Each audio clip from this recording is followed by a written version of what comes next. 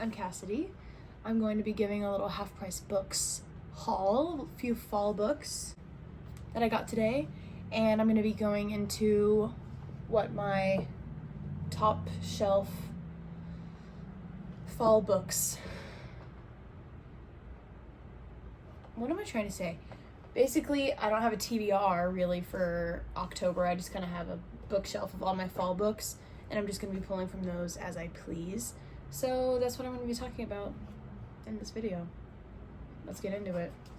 Alright, so first and foremost, I think we should get into the book haul. And that consists of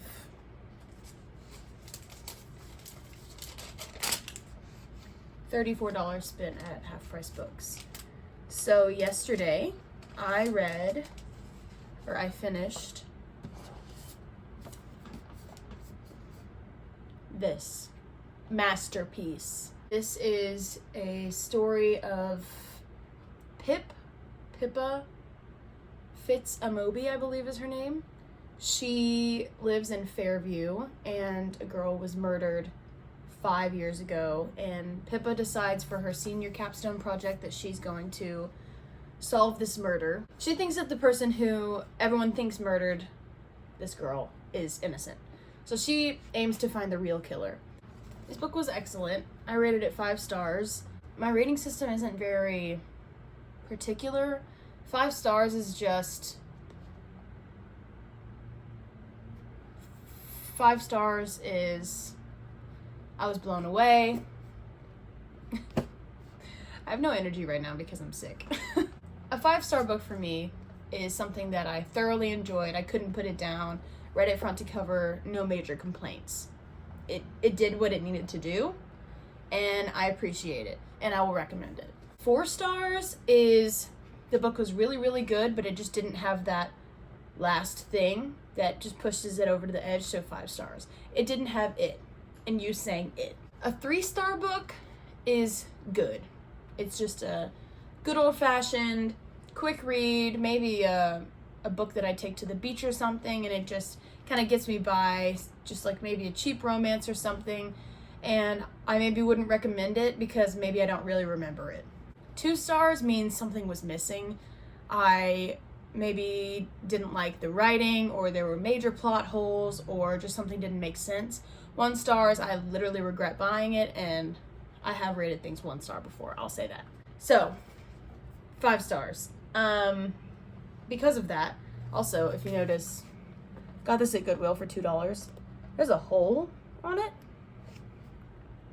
right there, and a suspicious brown substance.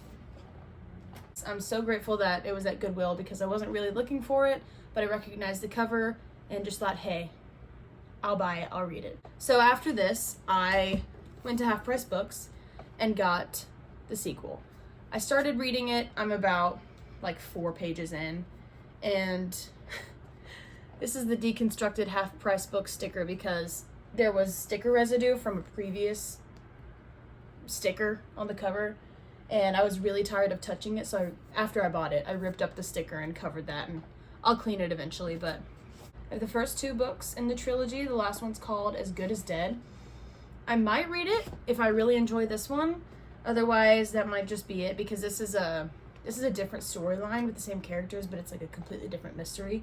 So that was book 1 of my haul. Gosh, I gotta get it together. Next. You know what time it is.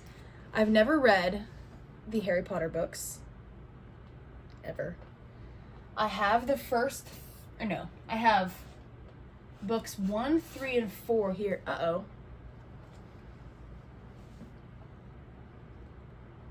I just realized that I bought a book I already had.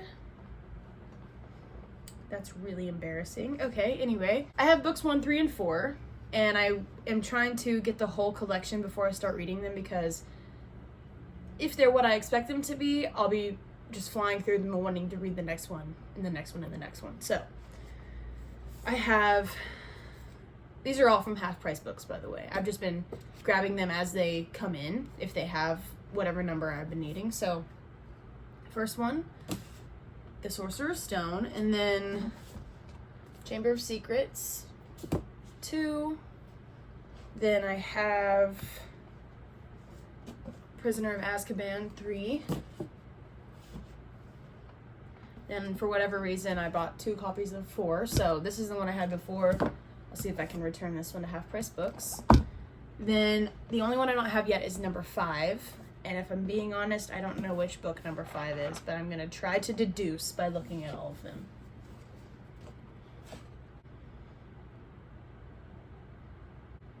The Order of Phoenix. I got it. Okay, I'm missing the Order of Phoenix. The Half-Blood Prince is number 6. And I have The Deathly Hallows, number 7. Is there another book? No, I think the movie is just like part 1 and part 2, right? I've seen some of the movies before, and I'm familiar with the movie covers, and I was, around when they came out, but I haven't ever read them. I don't know why. I'm sorry. I was a Percy Jackson girl, okay? Sue me. So, now I have almost the complete collection. I feel like I'm about to sneeze, so I can't open my eyes any wider than this. But I'm gonna try. Uh-oh. They're getting small again. 1, 2, 3. 4. 6. And 7.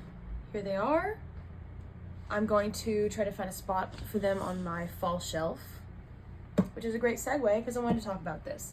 I don't have an October TBR, like a physical TBR separated out, like I said. I just have this top shelf, which I have pulled all of my fall-ish / winter maybe books up here. I'm a very seasonal reader. Like, for example, something like this just looks like summer to me, like the colors. So if I'm gonna read it, it's gonna be in the summer. Because if I read it now, I'll get confused and I'll think I'm in the summer. I'm a simple girl. So up here I have the Twilight books. Eclipse is missing because the phone is sitting on it and I'm reading it right now. I've read Twilight and New Moon already. I don't really rate those books fairly, I would say, because I've seen the movies like once a year since they came out. I've just never read the books. Apparently I have a habit of that, but I'm trying to correct that this year. I have the Twilight books, then I have The Adventures of Sherlock Holmes by Sir Arthur Conan Doyle. I love this little copy. I think it's so pretty. By the way, I'm sitting on a stool, so if I'm squeaking, that's why. Adventures of Sherlock Holmes, and then I have Rebecca. I don't like this cover. I don't like stickers, or worse, fake stickers that I can't get off. So this is forever associated with Netflix instead of just being Rebecca. But I really need to read this year. I'm nothing if not a Swiftie, and Miss Taylor Allison Swift herself did not tolerate it for me not to have read this book yet. If you know what I mean. You know what I mean. Then The Secret History by Donna Tartt. I can't believe I haven't read this yet. I'm intimidated. I read like 1 page and then I was just really worried that I wasn't gonna get it. But I'd really like to be one of the girls who's, cream sweaters, dark coffee, rainy day, doing your homework in your frilly socks, reading Secret History, girly. I've been on Pinterest too much today, I think. Then I also have The Silent Patient. My mom recommended this to me. I've heard there's a crazy plot twist. We shall see. The Girl with the Dragon Tattoo. I got this also at a secondhand, I think it was like a Goodwill type store. It wasn't just books, but in it is a boarding pass from whoever read it last, which I think is pretty cool. Next is Wuthering Heights. Haven't gotten to this yet. The Woman Destroyed. This is a good example of something that I don't really know what season it goes into.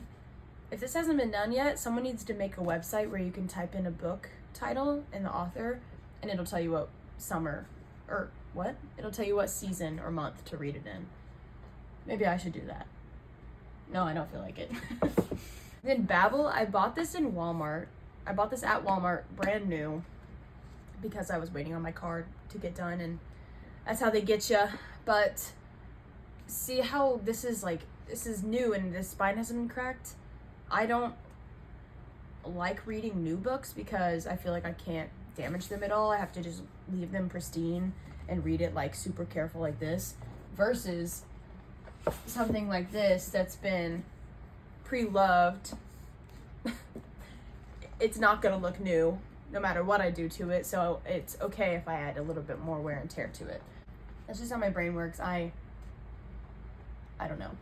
Then Lolita, The Time Traveler's Wife. I got this at the same place where I got The Girl with the Dragon Tattoo. They were both like $1, I think. And then 1984. I've started reading this before. I DNF'd it. One day I want to pick it back up. I know it's good. I just kind of need to like get into it, I think. And then 11/22/63. I've had like 3 people recommend this to me. 2 people were in my real life. 1 person was a booktuber. Then Jane Eyre, Turtles All the Way Down, Promised Land, Mouse, and Goldfinch. Turtles All the Way Down, I may or may not get to someday. I got that book in high school. Obviously, when I was going through a John Green phase, I was trying to read all his stuff. But I just can't get myself to pick it up. Every time I read the back cover, what it's about immediately just leaves my head. Like, I couldn't tell you right now. I think it's about a girl. I think. So, The Promised Land, I got this in Goodwill, actually. It was like $3 maybe. I may or may not get to it this fall or this winter, but I wanted to read it for a while. And then, yeah, Mouse. Jack Edwards recommended this. I think I read the first one, but not the second one yet. And The Goldfinch.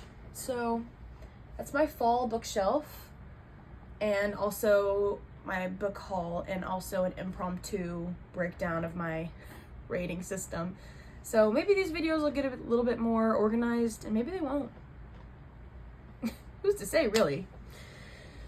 I just work here. Well, anyways, thanks for watching.